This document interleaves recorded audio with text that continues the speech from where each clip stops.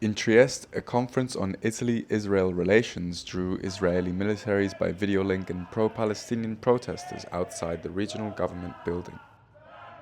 Dopodiché io penso che siano state dette tante falsità e inesattezze sul conflitto in Medio Oriente ed è giusto ascoltare tutte le voci, perché altrimenti rischiamo semplicemente di fare propaganda e non invece mettere a disposizione almeno una piattaforma su cui i cittadini possano fare i loro ragionamenti.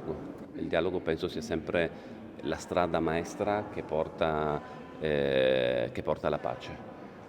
Purtroppo c'è qualcuno che invoca la pace e invece urla, protesta e dice che non bisogna parlare, ma la pace si fa con il dialogo e le parole, e non invece con gli scontri che vengono alimentati ovviamente in modo drammatico nei territori di conflitto, in modo meno drammatico ma preoccupante anche nel nostro paese, con prese di posizione che non hanno nulla a che fare con la pace.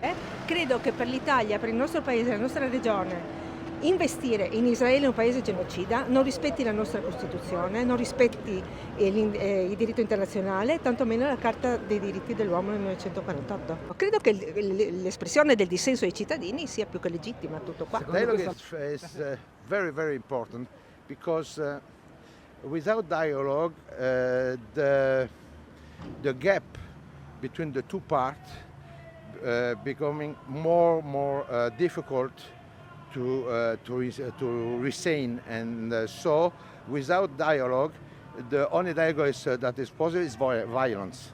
So we must maintain the dialogue to contain the violence.